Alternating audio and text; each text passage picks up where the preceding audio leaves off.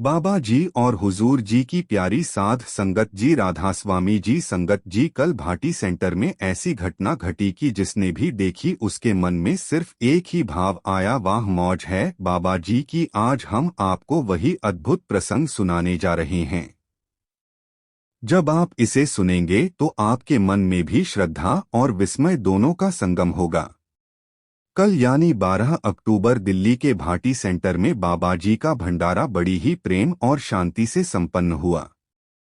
सवेरे से ही संगत का उत्साह देखने लायक था। हर दिशा में बस एक ही नाम गूंज रहा था, राधास्वामी। राधास्वामी। भंडारे के दौरान जो दृश्य देखने को मिला वह आत्मा को छू जाने वाला था। बाबा जी के दर्शन के लिए संगत की भीड़ अपार थी, पर हर चेहरा शांत था, हर निगाह में संतोष था। और फिर सत्संग के पश्चात बाबा जी का प्रस्थान हुआ और उसी दिन बाबा जी विदेश के प्रवास पर भी रवाना हो गए। अब बहुत से भाई बहन पूछ रहे हैं, बाबा जी किस देश में गए? संगत जी, यह बाबा जी की प्राइवेसी का विषय है, इसीलिए अभी हम इसका खुलासा नहीं कर सकते। लेकिन अगर वहां बाबा जी का कोई ऑफिशियल सत्संग या कार्यक्रम हुआ तो उसकी पूरी जानकारी हम सबसे पहले आप तक पहुंचाएंगे। अब बात करते हैं एक बहुत ही प्यारी खबर की जो डेरा ब्यास से जुड़ी है। संगत जी, हाल ही में हुजूर जी ने ब्यास की कैंटीन में एक नई डिश को ऐड करवाया है, और सबसे सुंदर बात यह है कि वह डिश ऐसी है जिसे बच्चे, युवा और बुजुर्ग सब बेहद पसंद करते हैं, जिसे देखकर हर किसी के चेहरे पर मुस्कान आ गई। यह कोई साधारण बात नहीं बल्कि यह दिखाता है कि हुजूर जी हर छोटे बड़े की सुविधा और खुशी का कितना ध्यान रखते हैं।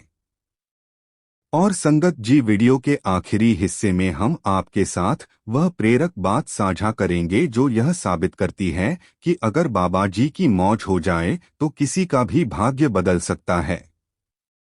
क्योंकि जब सद्गुरु की नज़र कृपा से किसी पर पड़ती है तो असंभव भी संभव हो जाता है। तो जुड़े रहिए, क्योंकि आगे हम आपको उस चमत्कारिक घटना के बारे में बताएंगे जो कल भाटी सेंटर में घटित हुई और जिसने सबको भाव विभोर कर दिया। संगत जी, कल दिल्ली भंडारे पर एक ऐसी घटना घट गई कि मैं आपको किन लफ्जों में बयान करूं, मुझे खुद भी समझ नहीं आ रहा। दिल्ली सेंटर दिल्ली के भाटी में बना हुआ है और वह एक जमाने में एक गांव होता था। आज भी वहां के लोग उस जगह को गांव ही कहते हैं। और उस गांव में एक बीवी जो कि अब बहुत बुजुर्ग हो चुकी है, शुरू से हुजूर महाराज जी से जुड़ी रही हैं। 1986 में जब हुजूर ने इस सेंटर में सबसे पहला सत्संग फरमाया था तो यह बीवी तब से इस सेंटर में आ रही है। आज इस माई की उम्र लगभग 80 साल हो चुकी है। यह माई भाटी गांव में सेंटर के ही पास एक छोटी सी सब्जी की दुकान लगाती है, जिसमें इस माई के बेटे और बहू भी साथ देते हैं। दिल्ली में जब भी बाबा जी पधारते हैं तो यह माई हमेशा कोशिश करती है कि बाबा जी के दर्शन करने जा सकूं, लेकिन अब उम्र दराज होने के कारण अकेली नहीं जा पाती। 11 अक्टूबर को यह माई भाटी सेंटर में गई थी, लेकिन तब तक बाबा जी सवाल जवाब और ओपन कार दर्शन देकर जा चुके थे। जैसा कि आपको पिछले वीडियो में हमने बताया था कि भीड़ का आलम कुछ यूं था कि शब्दों में नहीं बता सकते, और सिर्फ यह माई नहीं, बहुत सारी संगत भी देरी से सेंटर पर पहुंची थी, क्योंकि कई किलोमीटर लंबे जाम सुबह 7 बजे से पहले ही लगने शुरू हो गए थे। हालांकि यह माई सेंटर के, लेकिन जाम इतने लंबे थे कि समय पर नहीं पहुंच सकी। जब इस माई को पता लगा कि बाबा जी दर्शन देकर चले भी गए तो इस माई के आंसू रुकने का नाम नहीं ले रहे थे। यह माई R100 सेवा में भी देना चाहती थी, लेकिन जब तक यह पहुंची तब तक वहां से सेवा पेटी भी हट चुकी थी। अब इस माई को समझ नहीं आ रहा था कि यह सेवा कैसे डालें। किसी से इस माई को मालूम चला कि बाबा जी कुछ देर के बाद कोठी से निकलकर सेवादारों को दर्शन देने आएंगे। इस बीवी ने सोचा कि मैं अपनी सेवा बाबा जी को ही दूंगी, भले ही मुझे दिन भर उनका इंतजार क्यों न करना पड़े। यह माई चुपचाप उस रास्ते पर जाकर बैठ गई जिस रास्ते से बाबा जी ने कोठी से होते हुए सेवादारों को दर्शन देने जाना था। सुबह से दोपहर हुई और दोपहर से लगभग शाम हो गई। माई उसी जगह बैठी रही। कुछ ही देर में बाबा जी की गाड़ी कोठी से निकली और बाबा जी ने पहले ही ड्राइवर साहब को कह दिया कि कुछ ही दूरी पर एक बुजुर्ग माता जी बैठी हैं। उन्होंने सफेद रंग के कपड़े पहने हैं। उनके पास गाड़ी को रोक देना। संगत जी बाबा जी से भला कुछ भी कैसे छुप सकता था। कोठी से निकलते ही बाबा जी के ड्राइवर साहब की नजर उसी माताजी पर पड़ी तो ड्राइवर साहब ने गाड़ी उनके सामने रोक दी। बुजुर्ग माई समझ नहीं सकी कि यह गाड़ी यहाँ क्यों रुकी है, क्योंकि उसको अंदाजा नहीं था कि बाबा जी भी वहाँ ऐसे बीच में रुक सकते हैं। शीशे हल्के काले थे और माई की नजर उम्र होने के कारण वैसे ही कमजोर थी तो माई अपनी जगह पर ही बैठी रही। फिर बाबा जी ने शीशा नीचे करके माई को आवाज लगाई और कहा, माता जी आपने अपनी सेवा नहीं देनी क्या। जैसे ही माई ने बाबा जी की आवाज सुनी तो वह खुशी के मारे रोने लगी और कार के पास गई। अपने पल्लू में बंधे आरसी हान निकालकर बाबा जी के हाथ में रख दिए और रोने लगी। बाबा जी ने कहा, माता जी रो क्यों रही हो? आपने ही तो कहा था कि मैं तो अपनी सेवा बाबा जी के हाथ में ही दूंगी। अब तो आपने मुझे सेवा भी दे दी और मैंने आपके दर्शन भी कर लिए। अब तो आपको खुश होना चाहिए। माई कुछ बोल ना सकी और बस बाबा जी को देखती रही। कुछ देर के बाद बाबा जी आगे बढ़ गए और बाबा जी बार बार उस आरएस को देख रहे थे। उस रुपीस के नोट को कभी एक हाथ में ले रहे थे तो कभी दूसरे हाथ में। ड्राइवर साहब हैरानी के साथ देख रहे थे कि बाबा जी आखिर इस रुपीस के नोट को इतनी ध्यान से क्यों देख रहे हैं। ड्राइवर साहब ने पूछा, बाबा जी यह तो सिर्फ आर ही है, आप इस नोट को इतने ध्यान से क्यों देख रहे हैं?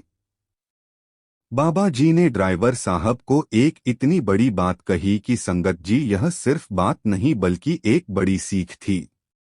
बाबा जी बोले, बेटा तुझे यह तो दिख गया कि यह सिर्फ आरएस का एक नोट ही है, लेकिन तू इस नोट को सेवा में देने वाले के मन की भावना को नहीं देख पाया। उस माई को देखकर महसूस हो रहा था कि शायद वह दिन भर में आरएस अंडर ही कमा पाती होगी, लेकिन फिर भी वह दिन भर यहाँ सिर्फ इसलिए बैठी रही कि वह अपनी सेवा मुझे दे सके। मंदिर, गुरुद्वारे या सत्संग घर में सेवा देते समय मालिक से कुछ ना कुछ मांग ही लेते हैं। हम मन ही मन कहने लगते हैं कि मालिक मेरा फलाना काम बनवा दे, मैं चढ़ावा चढ़ा रहा हूं। हमें क्या लगता है, क्या मालिक को हमारे पैसों की भूख है? जो इस पूरी सृष्टि का पालनहार है उसको भला हमसे हमारे पैसे चाहिए? बिल्कुल नहीं। इसीलिए जब भी सेवा में कुछ भी दो तो बदले में कोई इच्छा मन में नहीं होनी चाहिए। संगत जी आइए अब आपको बताते हैं कि हाल ही में हुजूर जी ने कौन सी नई सेवा डेरे की कैंटीन में शुरू की है। वैसे तो डेरा हो या मेजर सत्संग घर, सभी कैंटीन में संगत की सबसे पसंदीदा चीज है पूरी और आलू छोले की सब्जी।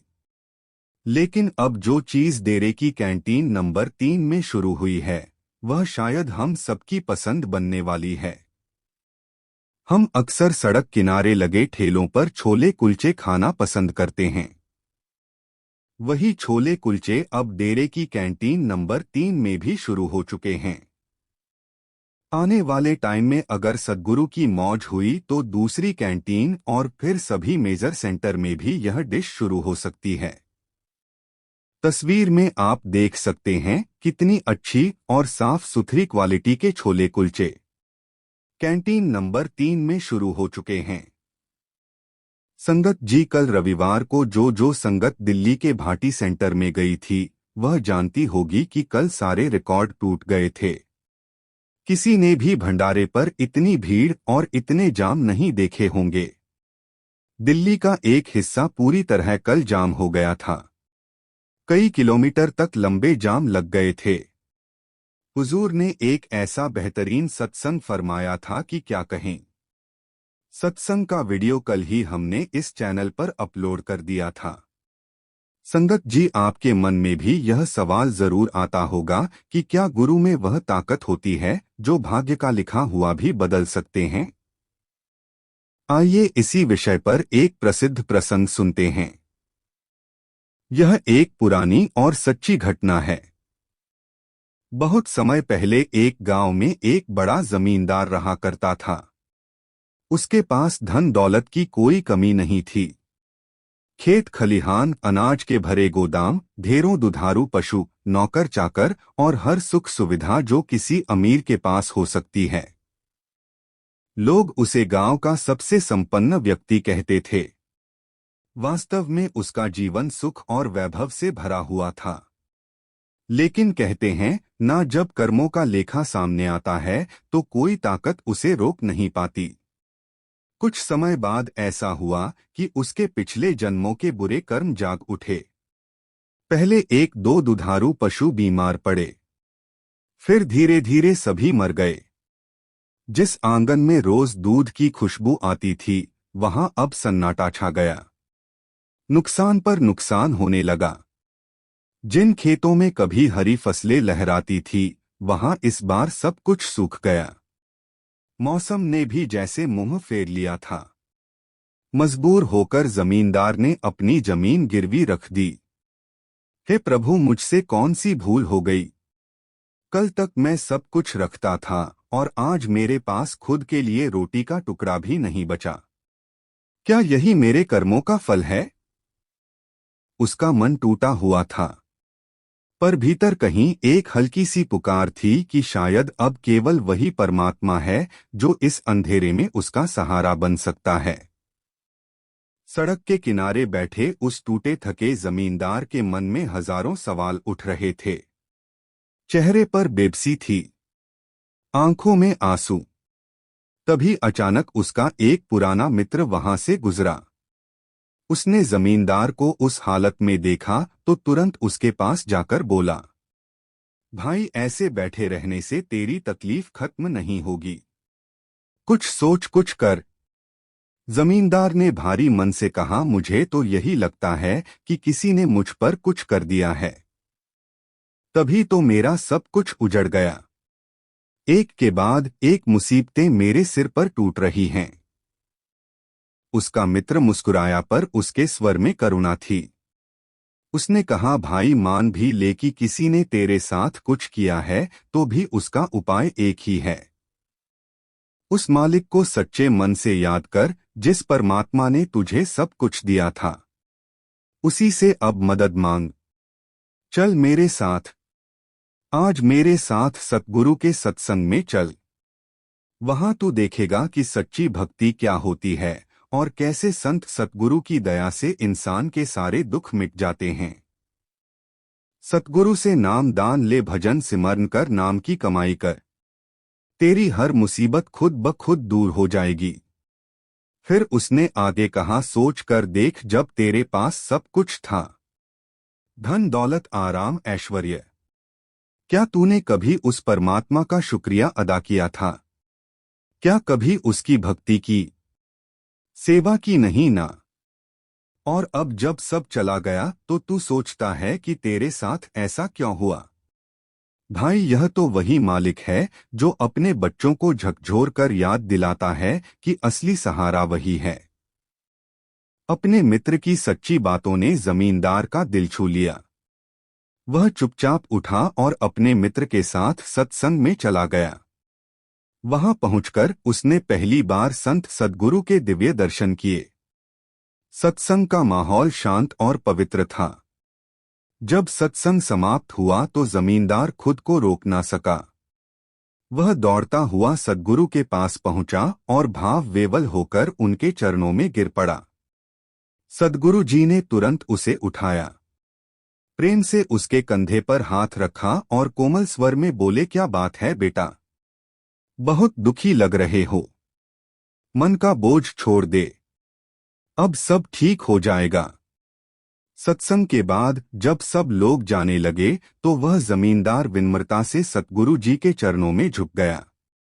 उसकी आंखों से आंसू बह रहे थे।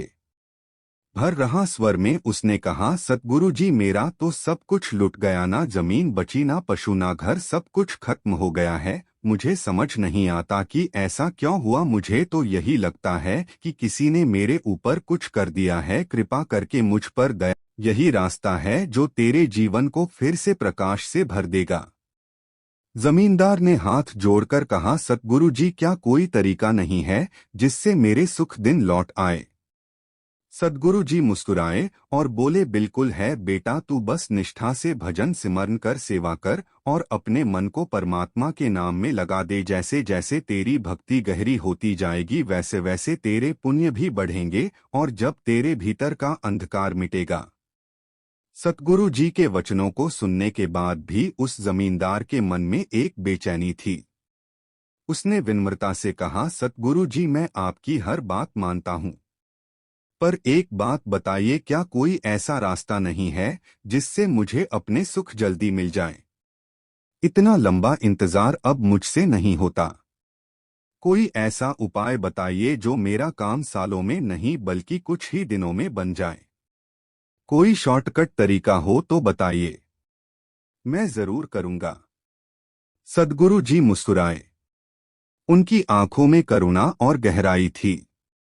उन्होंने कहा, उपाय तो है बेटा, लेकिन सवाल यह है, क्या तू उसे कर पाएगा। जमींदार ने तुरंत कहा, सद्गुरु जी, अगर आप कहेंगे तो मैं कुछ भी कर लूंगा, बस मुझे बता दीजिए कि क्या करना है। संगत में बैठे सभी लोग ध्यान से सुनने लगे।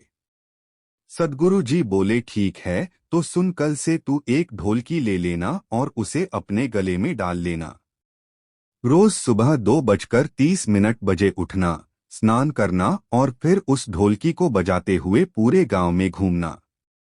हर गली हर घर के सामने रुककर जोर जोर से पुकारना, उठ जाओ भाई, अमृत वेला हो गया है, भजन सिमरन का समय आ गया है।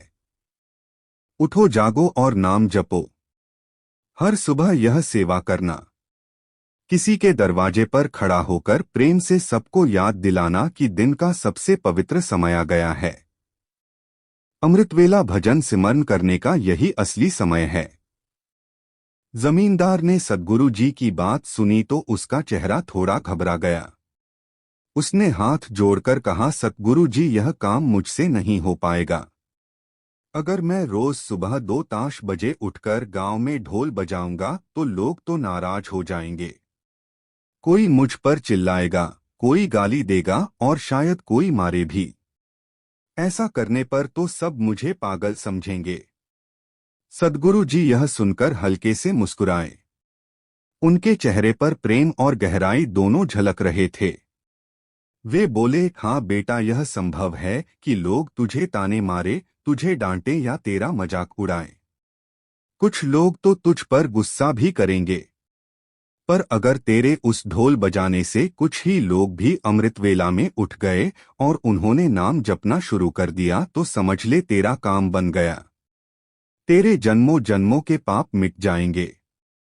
फिर वे धीरे से आगे बोले, जो सुख तुझे वर्षों की मेहनत के बाद मिलने थे वह तुझे कुछ ही दिनों में मिल सकते हैं।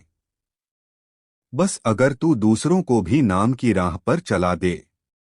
खुद उठकर भजन सिमरन करना तो अच्छा है ही, लेकिन दूसरों को उस मार्ग पर जगाना उससे भी बड़ा पुण्य है। क्योंकि जो दूसरों को प्रभु से जोड़ देता है उस पर खुद प्रभु की दया बेमिसाल होती। सुबह सुबह 3 बजे ढोल बजाकर चिल्ला रहा है।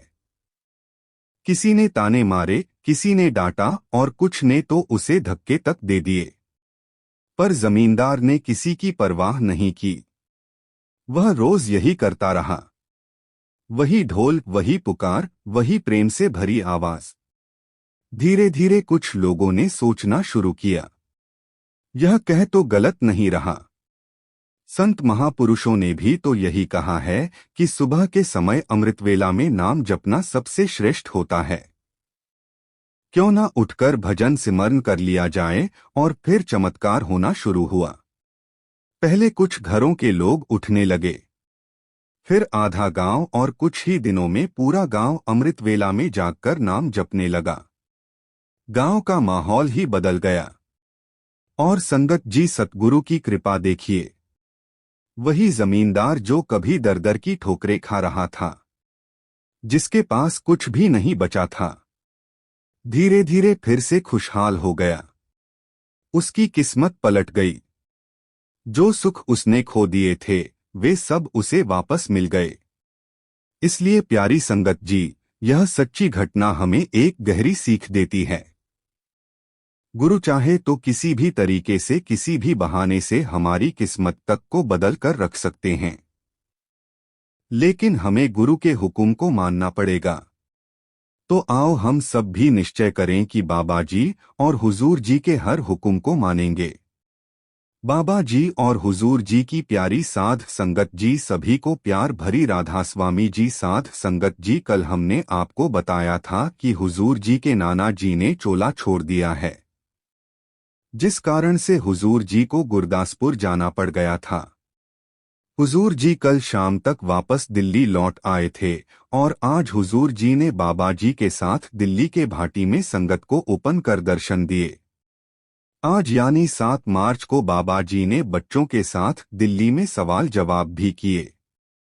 हम आपके सामने आज दिल्ली के सवाल जवाब लेकर हाजिर हुए हैं और सवाल जवाब सुन लेने के बाद आपको एक बहुत ही प्रेरणादायक घटना के बारे में भी बताएंगे।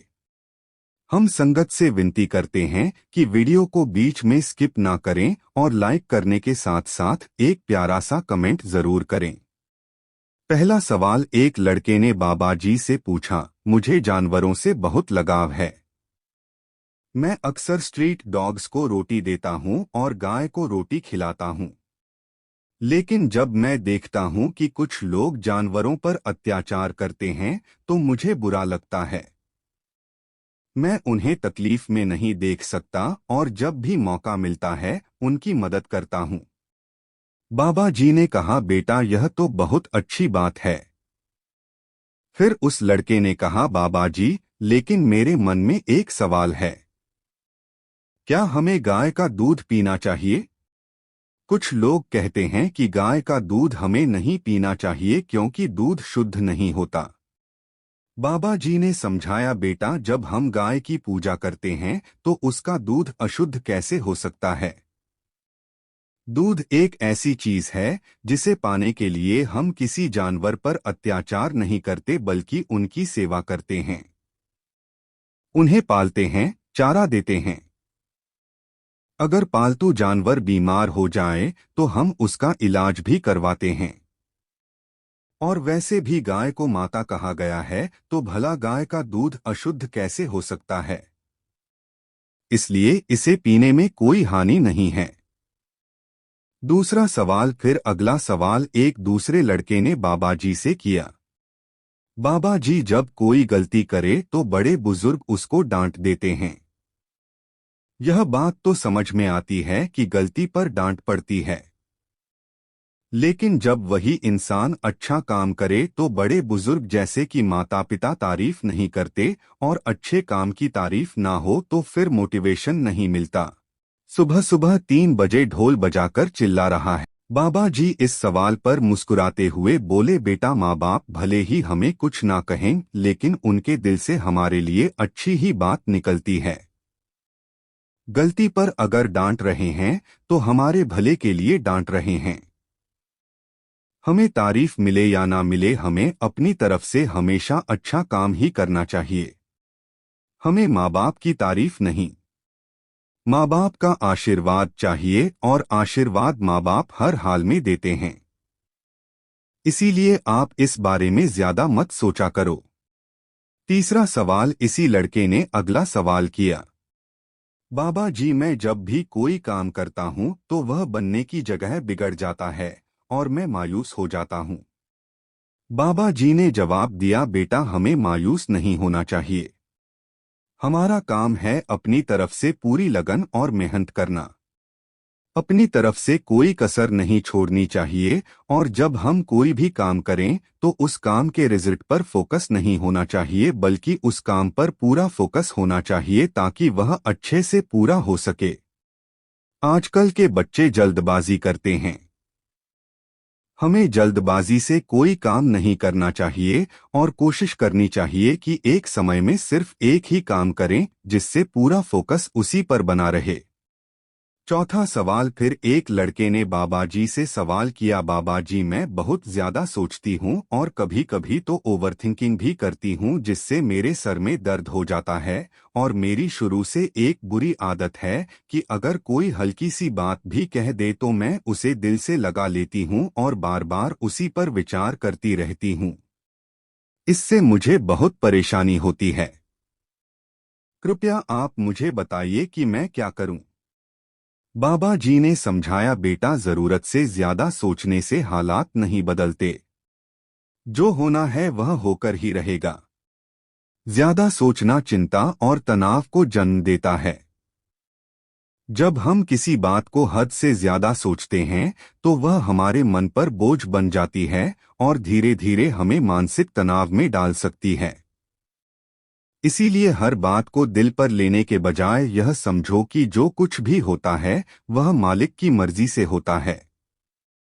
और जब सब कुछ मालिक के हुक्म से होना ही है तो फिर हम क्यों चिंता करें, क्यों ज्यादा सोए। अगला सवाल। फिर एक दूसरे लड़के ने पूछा, बाबा जी जो लोग डॉग को पालते हैं तो क्या उन्हें डॉग को नॉनवेज देना चाहिए।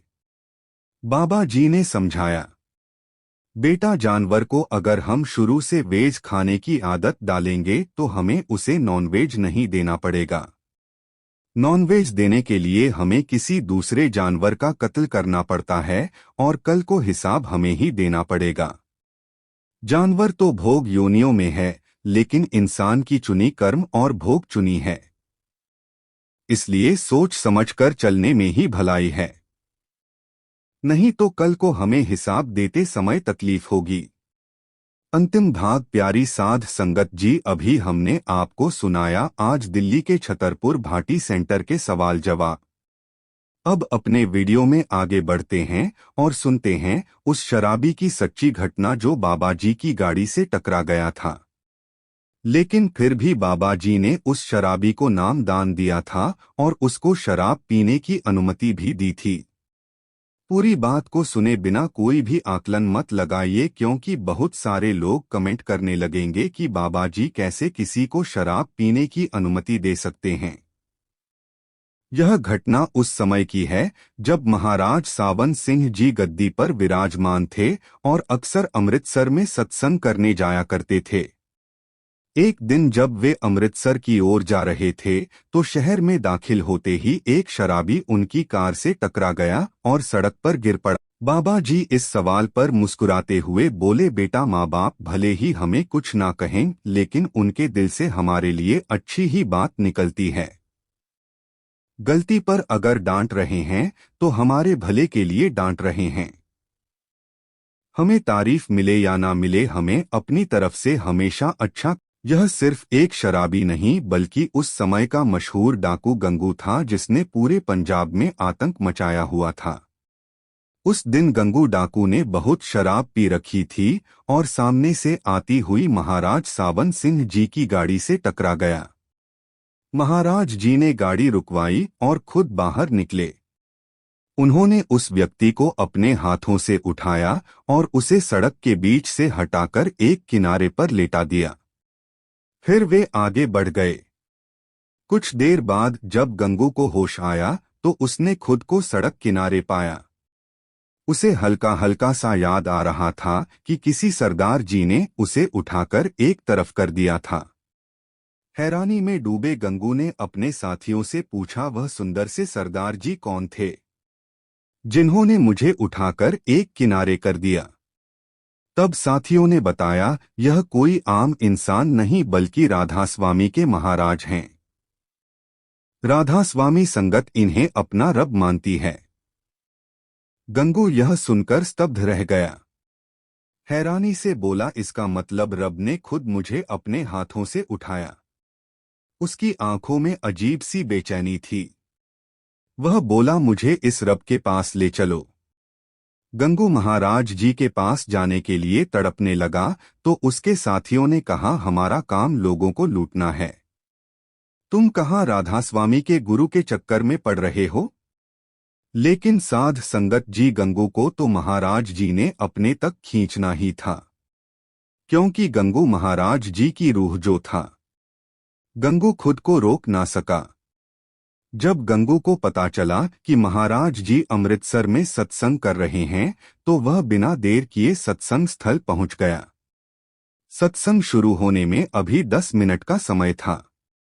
गंगू सेवादारों से बचता हुआ चुपचाप महाराज जी के पास गया। उनके चरणों में गिर पड़ा और रोते हुए बोला, हे मेरे रब, हे सच्चे बादशाह, मुझे माफ कर दो। मैंने बहुत पाप किए हैं, कई डाके डाले, कई गलत काम किए, लोगों को जान से मारा है। लेकिन अब मैं बदलना चाहता हूं, मुझे अपनी शरण में ले लो। महाराज जी मुस्कुराए और बोले, कोई बात नहीं, तुम देरे आकर मुझसे मिलो। अभी तो मुझे सत्संग फरमाना है, इसीलिए तुम बाद में डेरे में मुझसे मिलना। इतना कहकर महाराज जी सत्संग फरमाने स्टेज पर चले गए। गंगू ने वहां बैठकर महाराज जी का पूरा सत्संग सुना। लगभग 2 घंटे के सत्संग के बाद गंगू के लिए इंतजार करना मुश्किल हो रहा था। उसने देखा कि सत्संग के बाद संगत नाम दान लेने के लिए कतार में खड़ी है। कुछ देर सोचने के बाद वह भी चुपचाप लाइन में लग गया। जब उसकी बारी आई तो महाराज जी ने उसे देखते ही पूछा, गंगू, तू यहाँ क्या कर रहा है? मैंने तो तुझे डेरे पर बुलाया था और तू यहाँ नाम दान की लाइन में लग गया। गंगू ने हाथ जोड़कर विनती की, हे मेरे सच्चे बादशाह, मुझे अब और इंतजार नहीं होता। इतना ना तड़पाओ, मुझे अभी नाम दान दे दो और बख्श दो। महाराज जी मुस्कुराए और बोले, गंगू, तू तो डाके डालता है, शराब पीता है, बुरे काम करता है और संतम में इन चीजों की सख्त मनाही है। अगर परमार्थ के रास्ते पर चलना है और नाम की कमाई करनी है तो तुझे यह सब छोड़ना पड़ेगा। गंगू कुछ पल के लिए चुप रहा, फिर धीरे से बोला, लेकिन महाराज, अगर मैं यह सब छोड़ दूंगा तो अपना पेट कैसे पालूंगा? महाराज जी ने प्रेम भरी दृष्टि से उसे देखा और कहा, उसकी चिंता मत कर, मेरा तुझसे वादा है कि तू भूखा नहीं मरेगा। पर याद रख, आज के बाद ना तो चोरी करनी है, ना डाका डालना है, ना किसी को लूटना है, और आज और अभी से शराब भी छोड़नी होगी। गंगू सर झुकाकर बोला, महाराज, डाके, लूटमार, चोरी और दूसरों को सताने जैसे बुरे काम तो अभी से बंद, लेकिन शराब नहीं छोड़ सकता, उसकी अनुमति आप दे। महाराज जी ने कहा, अगर शराब पिएगा तो नाम की कमाई कैसे करेगा? गंगू ने कहा, मैं आपसे एक वादा करता हूं कि जब भी शराब पीऊंगा तो आपके सामने नहीं आऊंगा, लेकिन अपने पीछे से मुझे शराब पीने दो। महाराज जी ने उसकी बात सुनी और गहरी मुस्कान के साथ कहा, ठीक है, अगर तुझे ऐसा लगता है तो मेरे सामने मत पीना और ना ही पीकर मेरे सामने कभी भी आना। इसके बाद महाराज जी ने गंगू को नाम की दांत बख्श दी और गंगू महाराज जी का शुक्र करके अपने घर लौट आया। साध संगत जी, एक शराबी भला शराब कैसे छोड़ सकता था? अब तो सद्गुरु से अनुमति भी मिल गई थी। शाम होते ही उसने शराब की बोतल उठाई। जैसे ही वह पीने लगा, अचानक उसके सामने बड़े महाराज जी के दिव्य दर्शन होने लगे। गंगू घबरा गया और सोचने लगा, मैंने तो वादा किया था कि महाराज जी के सामने शराब नहीं पीऊंगा और महाराज जी तो मेरे सामने ही बैठे हैं। गंगू ने बोतल को एक साइड पर रख दिया और उस रात शराब पिए बिना ही सो गया। अगले दिन जब उसने फिर से शराब पीने की कोशिश की तो फिर वही हुआ। महाराज जी के दर्शन होने लगे। यह सिलसिला कई दिनों तक चलता रहा। हर बार जब वह शराब पीने लगता, महाराज जी का पावन स्वरूप उसके सामने प्रकट हो जाता। एक दिन गंगू ने शराब की बोतल को महाराज जी के स्वरूप के दर्शन के समय तोड़ दिया और गंगू समझ गया कि महाराज जी मुझे कभी भी शराब नहीं पीने देंगे। अब गंगू हर रोज रात को भजन सुमिरन पर बैठने लगा। जब गंगू के साथी देखते तो वे उस पर हंसने लगते, लेकिन गंगू को अब किसी की परवाह नहीं थी। गंगू ने अपने साथियों से भी कहा, भाई यह सब बुरे काम छोड़ दो और मेरे साथ गुरु धारण कर लो। लेकिन महाराज जी ने तो सिर्फ गंगू की जिम्मेदारी उठाई थी, उसके साथियों की नहीं। इसीलिए गंगू के साथी बिल्कुल भी नहीं बदले। जब गंगू ने देखा कि उसके साथी रोज डाके डालते हैं और शराब पीते हैं, तो उसने अपने साथियों से किनारा कर लिया। वह जंगल में जाकर रहने लगा और वहीं भजन सुमिरन करने लगा। गंगू ने बहुत भजन सुमिरन किया। एक दिन महाराज जी ने गंगू को डेरे आने को कहा। जब गंगू डेरे पहुंचा तो महाराज जी ने उसे गले से लगाकर कहा, गंगू अब तेरा समय हो गया है, मैं तुझे जल्दी ही लेने आऊंगा। तू अपने कर्मों को भोगने के लिए खुद को पुलिस के हवाले कर दे और तुझे जो भी सजा मिले उसे खुशी खुशी भोगना। उसके बाद मैं तुझे सचखंड ले जाऊंगा। गंगू ने एक बार भी कोई सवाल नहीं किया। वह डेरे से निकलकर सीधा पुलिस स्टेशन पहुंचा और खुद को पुलिस के हवाले कर दिया। उसने अपने सभी गुनाह भी मान लिए। गंगू को जेल में डाल दिया गया, लेकिन वहां भी गंगू खुशी खुशी रहने लगा और भजन सुमिरन करने लगा। एक रात गंगू सोया और उसकी सांस थम गई। गंगू ने चोला छोड़ दिया। महाराज जी उसे अपने साथ ले गए। साध संगत जी, जब किसी जीव पर गुरु की कृपा हो जाए तो सूली भी फूलों की सेज बन जाती है।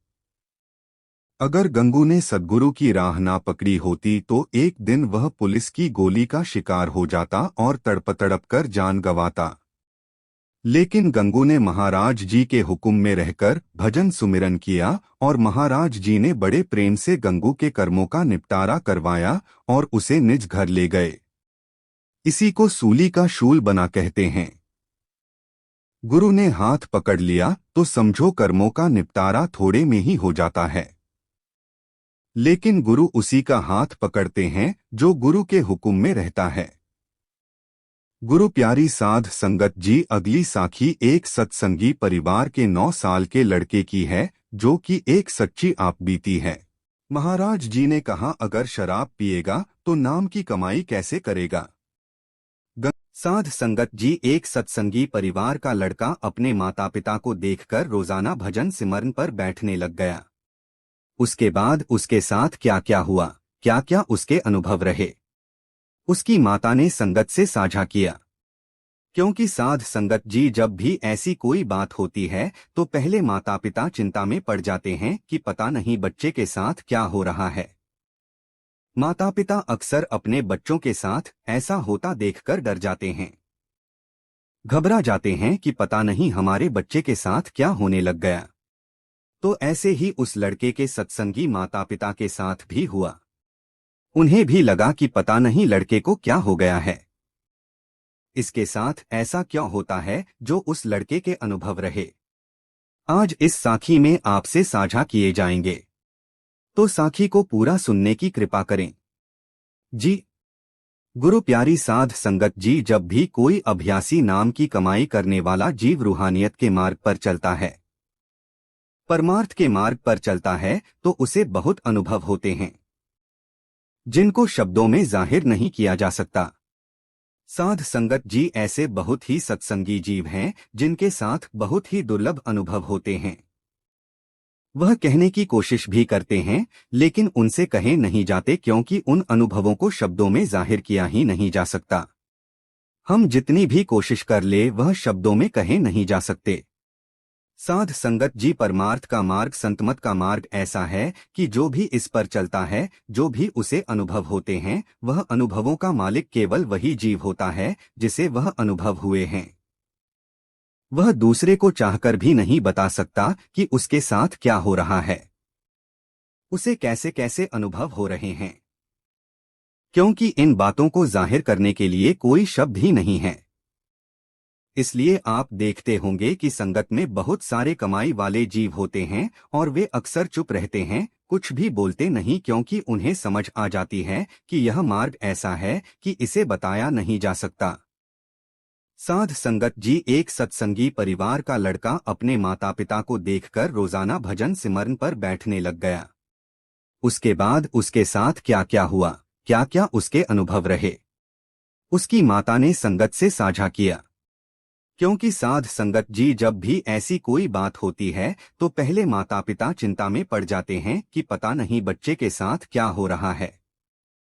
माता पिता अक्सर अपने बच्चों के साथ ऐसा होता देखकर डर जाते हैं, घबरा जाते हैं कि पता नहीं हमारे बच्चे के साथ क्या होने लग गया। तो ऐसे ही उस लड़के के सत्संगी माता पिता के साथ भी हुआ। उन्हें भी लगा कि पता नहीं लड़के को क्या हो गया है, इसके साथ ऐसा क्यों होता है जो उस लड़के के अनुभव रहे। आज इस साखी में आपसे साझा किए जाएंगे, तो साखी को पूरा सुनने की कृपा करें जी। गुरु प्यारी साध संगत जी, जब भी कोई अभ्यासी नाम की कमाई करने वाला जीव रूहानियत के मार्ग पर चलता है, परमार्थ के मार्ग पर चलता है, तो उसे बहुत अनुभव होते हैं जिनको शब्दों में जाहिर नहीं किया जा सकता।